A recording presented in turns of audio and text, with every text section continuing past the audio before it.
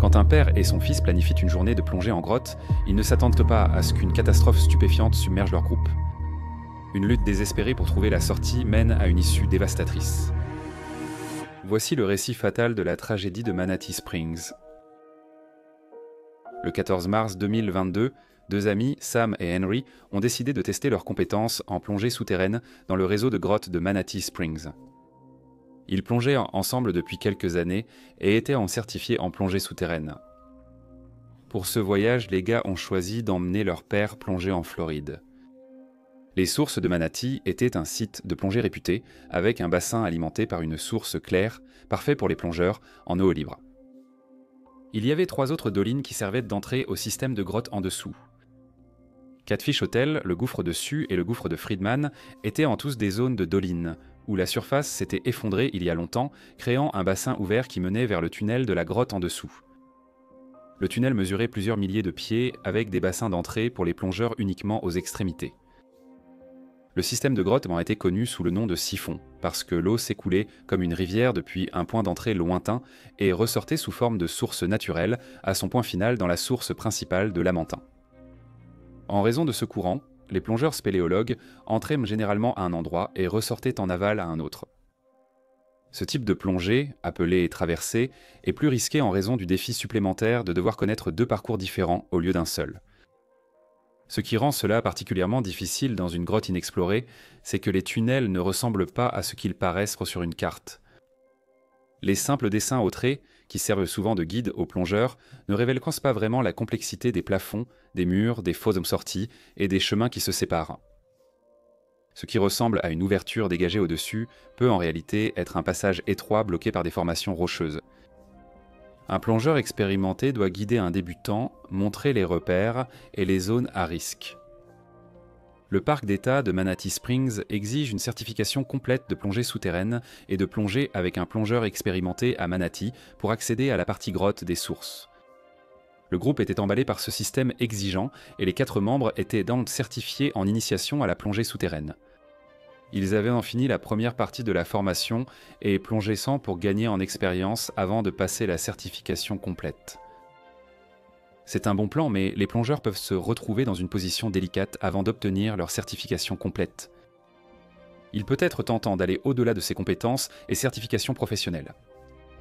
Les gars étaient très enthousiastes à l'idée d'explorer le système de grottes de Manatee Springs après avoir regardé quelques vidéos YouTube sur le parcours. Malheureusement, tout ce système serait classé au-delà de leur certification. Entrer dans un siphon ou plonger avec une traversée étaient tous deux réservés aux plongeurs entièrement certifiés. Cependant, Sam et son père Robert, ainsi que Henry et son père John, allaient repousser les limites en réalisant une plongée de traversée dans un siphon. Leur plus grande peur était de terminer accidentellement la traversée à Manatee Springs. Au fil du temps, cette partie du parcours de plongée souterraine a été jugée assez traîtresse. Quand le débit d'eau était fort, le courant créait un puissant siphon inévitable. Une fois pris par le courant qui vous poussait vers la sortie, vous étiez engagé. Ce courant a été décrit comme un jet d'incendie, et a surtout été grisant pour les plongeurs expérimentés.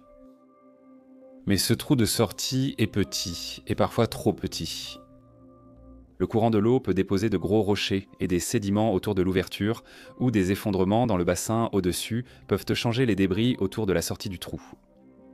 Juste 3 ans auparavant, en 2019, un plongeur chinois nommé Zhu Min a connu une fin tragique lors d'une incroyable expédition de plongée. Zhu Min, plongeuse de grotte expérimentée et certifiée, connaissait les défis potentiels d'un siphon.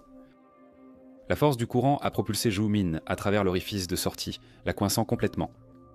Elle était pressée avec une force implacable, l'empêchant de se libérer. Zhu Min est morte, coincée dans le petit orifice menant à la source Manatee. La tentative désespérée pour la libérer a totalement échoué. Ils étaient pleinement conscients du danger et avaient prévu de sortir du système avant le passage étroit à la source principale. Dans les zones de baignade des dolines, des panneaux d'avertissement sont placés au fond pour décourager les plongeurs ordinaires d'explorer au-delà des zones d'eau libre. La plongée souterraine est une catégorie à part entière, nécessitant une certification avancée à plusieurs niveaux avant de traverser un siphon et de naviguer seul, mais il est clair que même cette formation poussée ne peut pas garantir totalement votre sécurité. Robert, Sam et leurs amis John et Henry étaient équipés, prêts à partir avec leurs bouteilles d'air sur les côtés. Chaque personne avait 2 bouteilles d'air, qui auraient dû amplement suffire pour leur plongée prévue. Chaque bouteille était pleine à 3800 livres par pouce carré. Leur plongée se ferait à une profondeur de 100 pieds, soit 4 atmosphères de pression. Cela signifie que l'air dans les bouteilles serait comprimé à un quart du volume et donc utilisé 4 fois plus vite qu'à la surface. Ils transportaient des sources de lumière principales et secondaires et des ordinateurs de plongée pour suivre leur profondeur, rythme cardiaque, mouvement et temps. Chacun des pairs apportait également une caméra équipée d'un grand projecteur pour filmer la plongée. Ils étaient parfaitement préparés avec le meilleur équipement et une préparation réfléchie. Ils ignoraient simplement ce qui les attendait dans cette grotte trompeuse. À 11h17, Sam et Henry ont pris la tête et leurs pères les ont suivis de près alors qu'ils entraient dans l'entrée du gouffre de Friedman. C'était un point d'entrée courant pour la traversée, car l'eau s'écoulait de cette entrée vers les 2 arrêtants suivants, le gouffre de Sioux et l'hôtel du Poisson-Chat, avant de se terminer à la source principale des Lamentins. Le courant de l'eau entraînait les gars dans un flux doux, réduisant l'effort qu'ils devaient en fournir pour parcourir la distance de 1700 pieds entre le gouffre de Friedman et l'hôtel du Poisson-Chat, où ils prévoyaient de sortir. Ils ont apprécié les 975 premiers pieds de la plongée et sont arrivés à la ligne menant à Zitsidwanta, datée au sein menant à la sortie du gouffre de Sioux. La ligne de remontée était attachée à un rocher sur le côté et était assez discrète. Cette sortie était vraiment réservée aux urgences car c'était un emplacement de camping autour de l'eau, pas vraiment aménagé pour les plongeurs. Ils ont remarqué la faible lueur provenant d'en haut, filtrant le long de la fine corde près de la ligne principale. Ils savaient ensemble que le prochain arrêt serait l'hôtel Poisson-Chat dans un peu plus de 200 mètres. Ils avançaient à un rythme raisonnable et n'avaient pas encore consommé trop d'air à ce stade. Traverser ce siphon et ajouter une nouvelle réussite à leur ceinture de plongée renforçait leur confiance.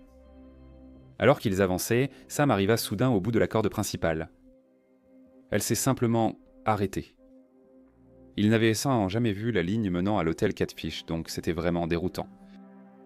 Les autres plongeurs les ont rejoints et les hommes inspectaient les environs pour vérifier s'ils avaient oublié quelque chose. John nagea jusqu'au plafond du tunnel, cherchant une lueur indiquant la sortie. Ils ont vu rien. À une longueur de corde de la ligne principale, il a décidé de ne pas s'aventurer plus loin sans être attaché. Un frisson d'inconfort les a tous saisis. Les choses ne se passaient pas comme prévu, et ils n'étaient vraiment pas sûrs de l'endroit où ils se trouvaient. Robert écrivit sur ses notes mouillées « Lamentin ?» Il se demandait s'ils avaient accidentellement nagé jusqu'au bout et s'ils risquaient maintenant d'être aspirés à travers le minuscule trou menant à la source. Suite à la perturbation de leur plan, les duos père-fils ont choisi de rebrousser chemin ensemble. Soit ils avaient raté la ligne vers le Catfish Hotel, soit ils l'avaient confondu avec le puits de Sioux. Dans tous les cas, ils n'iraient pas plus loin sans fil, et la sortie la plus proche qu'ils connaissaient se trouvait derrière Teda. Robert vérifia son air.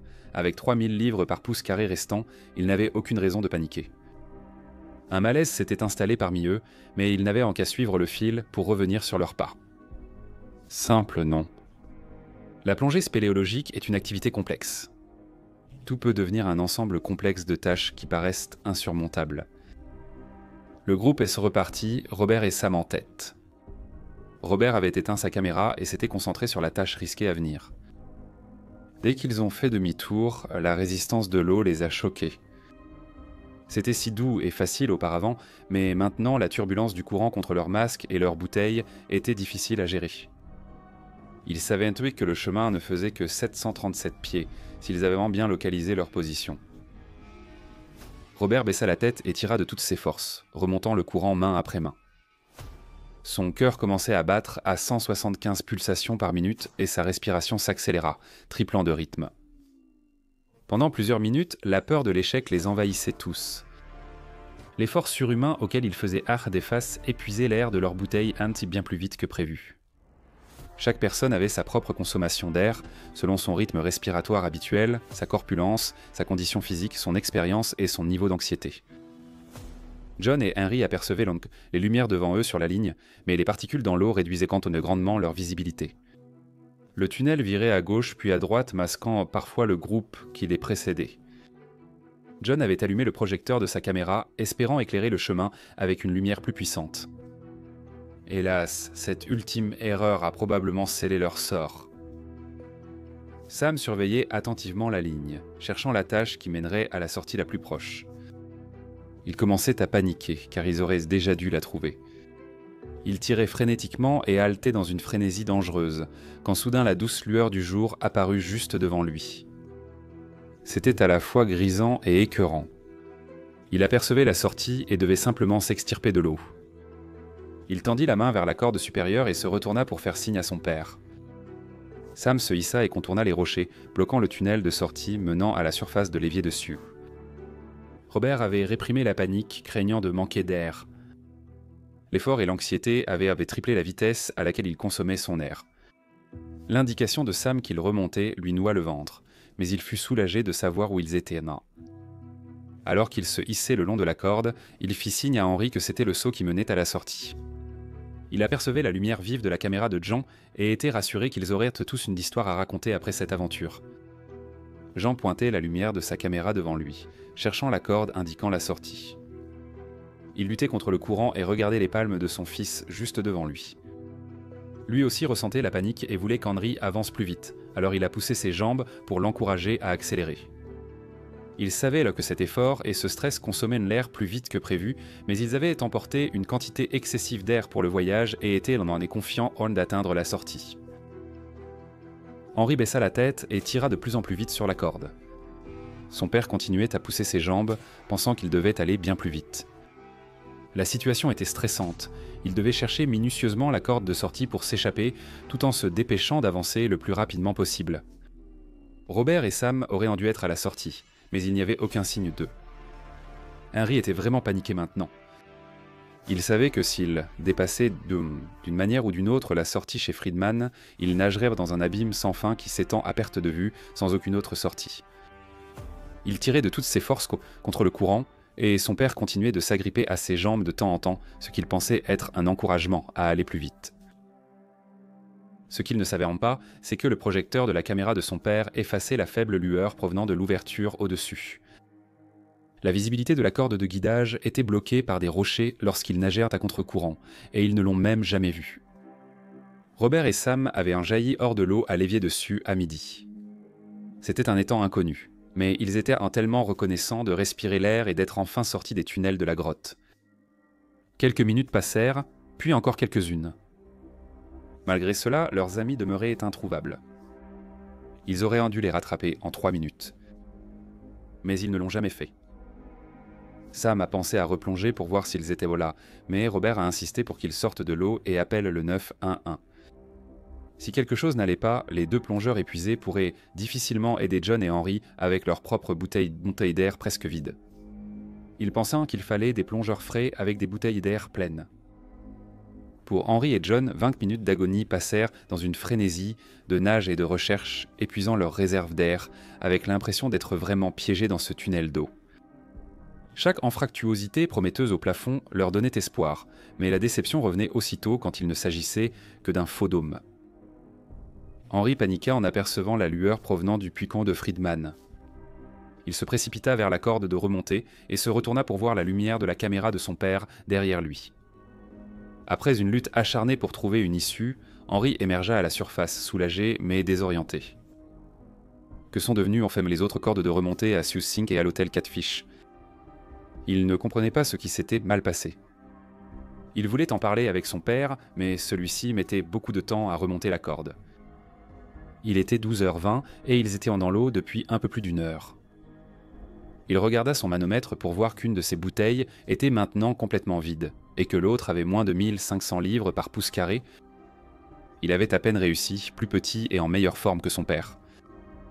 Il attendit quelques minutes, mais aucune bulle d'air n'indiquait l'arrivée d'un plongeur. Henry était stupéfait. Il était convaincu que son père paniqué avait consommé son air beaucoup plus vite, et qu'il en manquerait probablement bientôt totalement. Robert et Sam étaient allés vers le gouffre de Friedman pour voir s'ils étaient de remonter à la surface là-bas. Les 3 ne pouvaient s'entendre qu'attendre, se demandant comment ils avaient raté la ligne menant à l'hôtel Catfish. Ce qu'ils ne savaient pas, c'est qu'il n'y avait aucune ligne menant à l'hôtel Catfish. Du fond des grottes, impossible d'apercevoir la lumière provenant du gouffre en hauteur. Il fallait monter par un trou dans le plafond, avancer d'environ 3 mètres, puis remonter par un autre trou qui mène à l'hôtel Catfish. Aucune expérience préalable ne leur permettrait de le savoir. De nombreux plongeurs passeront par Catfish pour installer leur ligne de saut jusqu'à la ligne principale de la grotte. Cela leur indique la direction à suivre et un lien avec leur propre ligne de plongée. Malgré leur expérience et certification en plongée souterraine, le groupe a fait face à l'un des nombreux dangers de la plongée en grotte. À 12h50, les premiers plongeurs sauveteurs qualifiés sont arrivés, rejoints plus tard par 2 membres de l'équipe internationale de sauvetage et de récupération en grotte sous-marine. Malheureusement, le corps sans vie de John a été retrouvé à seulement 30 mètres de la sortie, à Freedman Sink. On a retrouvé ces 2 bouteilles vides. Il avait parcouru 1100 mètres à travers le système de grotte et il a manqué d'air dans les 30 derniers mètres. C'était une prise de conscience déchirante. Ces derniers mouvements ont été enregistrés à 12h17, 3 minutes avant qu'Henry ne refasse surface et 17 minutes après que leurs amis Swaron et les Béliers soient remontés à la surface à l'évier dessus. Quand Henry s'est retourné pour voir la lumière de son père, à ce moment précis, il luttait probablement pour respirer ou il était peut-être déjà mort. Malgré leur préparation, la plongée souterraine a encore une fois coûté la vie à un membre d'une famille sans méfiance.